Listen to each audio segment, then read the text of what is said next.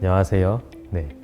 오늘은 많은 이제 학부모님들이 걱정을 하시는 소아 측만증에 대해서 이야기를 해보려고 합니다. 측만은 뭐 다들 알고는 계시겠지만 옆으로 휘는 거를 측만이라고 합니다. 그래서 허리가 옆으로 휘어 있는 병을 측만증이라고 하고, 원인은 다양하게 있을 수는 있지만 크게 보면은 선천적인 거, 그러니까 원인이 있는 거가 있고, 이제 저희가 원인을 잘 모르는 특발성 측만증이 있습니다. 선천 측만은 사실 거의 없습니다. 흔하지가 않고 주변에서도 접하시기 힘들 겁니다. 그에 비해서 이제 상대적으로 흔한 게 이제 특발성 측만증이라고 할 수 있는데, 의학적으로는 특발성이란 말이 사실 이유를 잘 모른다는 얘기이기는 한데, 원인은 잘 모르는데 이제 측만이 있는 경우입니다. 저희가 일반적으로 얘기하는 측만증 같은 경우에 사실 대부분의 경우가 이제 청소년기 특발성 측만증입니다. 이제 연구에 따라 다르지만은 이제 유병률 자체를 보면은 뭐 많은 때는 뭐 5%까지 있다고는 하지만 어쨌든 일반적으로는 1% 정도입니다.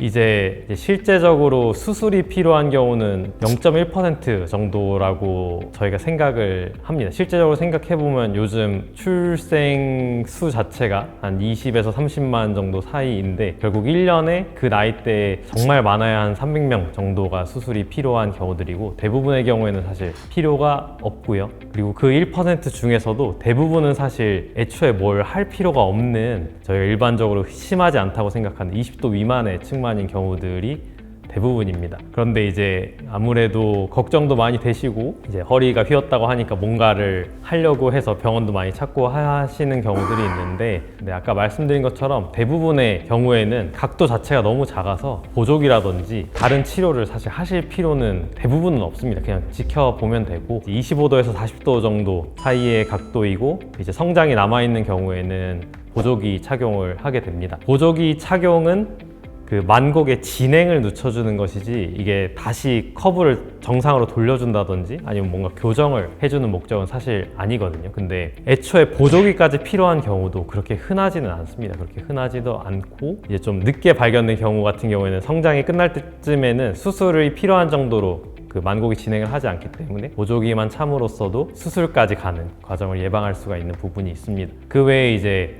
좀 커브가 큰 경우, 보통 성장이 남은 40도에서 45도 이상의 만곡 같은 경우에는 수술적인 치료를 고려를 하게 되는데, 다양한 이유가 있지만 보통 각도가 크면 진행이 빠릅니다. 진행이 빠른 경우들이 있고, 성장이 끝난 이후에도 진행을 하는 경우들이 있기 때문에 수술적인 치료를 고려를 하는 것이고요. 해야 되는 상황이고 할 수 있다면 좀 빨리 교정을 해주는 것이 유리한 부분도 있습니다. 그래서 커브가 크고 하다 보면은 꼭 상담은 한번 추가적으로 받아보시는 것이 좋습니다. 그리고 치료에 대해서 좀 더 말씀을 드리면은, 나사 고정술이 기본인데, 사실 외국에서는 이제 테더링이라고 해서 척추 옆으로 노끈 같은 거를 나사에 엮어서 한쪽을 좀 성장을 반대로 억제를 해서 이렇게 휘어져 있는 게 긴 쪽이 억제가 되면은 반대쪽만 커지면 다시 이렇게 펴지는 기전으로 이제 하는 치료도 있는데, 아직 국내에서는 인증이 되지를 않아서 사용하지 못하고 있는 그런 치료도 있습니다. 성장이 끝나는 거는 어느 정도로 봐야 되는지. 보통 이제 최고 성장 속도 지나는 시점이 보니까 여아 같은 경우에 만 14, 15세 정도가 대부분이신 것 같고, 남아도 비슷하게 하는데 약간 더 1, 2년 정도 늦는 것 같습니다. 요즘 되게